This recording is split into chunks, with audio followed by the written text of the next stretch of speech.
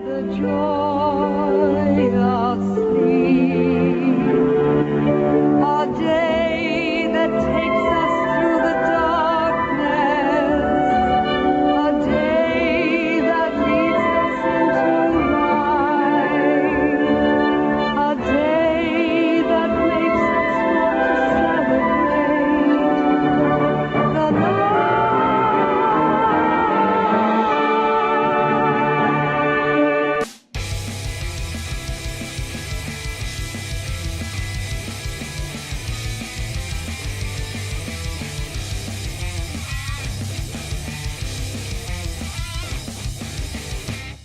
For those of you who weren't with us last year, we took a look at the journey of Kyle Katarn as he went from a brash mercenary to a formidable Jedi outcast, but we left out the last part of his journey where he became a Jedi Master. Jedi Academy is the spin-off to the Jedi Knight series, which was the sequel to the original Dark Forces series. Released in 2003 and once again utilizing the Quake 3 engine, Raven Studios returned to finish off the series with perhaps the truest to its predecessor sequel this series has. This time, however, we don't meet up with Kyle Katarn on a mercenary mission. Instead, we meet up with Jaden Core, a young Jedi who's on their way to the Academy after building their first lightsaber. The game does allow you to customize Jaden to your liking, giving you a handful of species and race options including Keldor, Twi'lek, and Zabrak.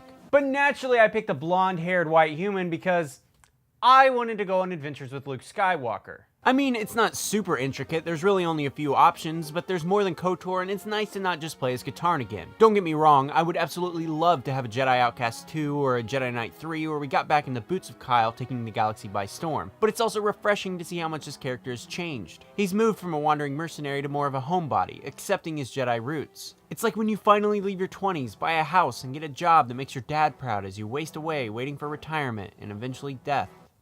I'm 21, what do I look like? Some old dude who lives out beyond the Dune Sea? I'm not wise. I don't know what life is. Come on.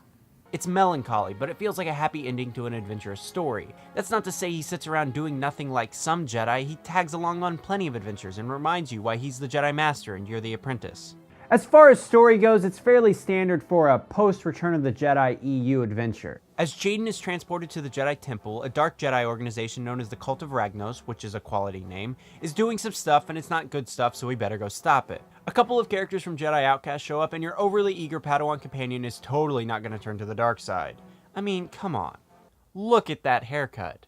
The kid was born to be evil. I'm not underplaying the story, the game itself is. I think that's one of my biggest criticisms of Jedi Academy. The story isn't a whole lot to shake a double-bladed lightsaber at. It's a little predictable and disjointed, but that's because Academy isn't really that story-driven like its predecessor. Which is fine, I'm all for series doing different things, but coming off two very personal Kyle Katarn games, it's a little jarring.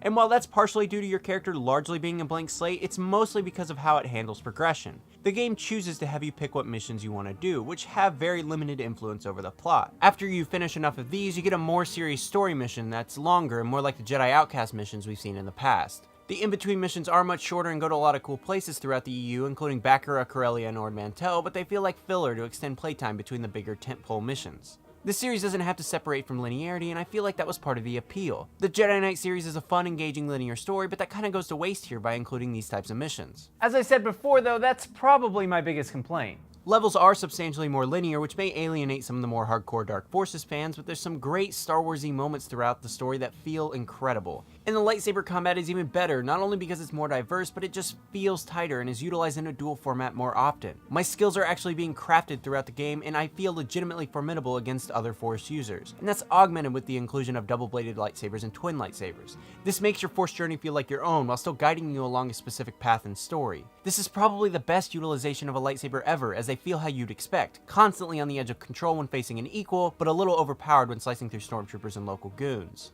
And despite it giving you your lightsaber from the beginning, Jedi Academy sticks to its first-person shooter roots. Most of the same guns carry over from Jedi Outcast, but the Briar pistol is missing, and I think that's a goddamn shame. I know, that's like Kyle's signature blaster, but it was weird to see this heads-up display and to switch from lightsaber to blaster and not see the back of the Briar.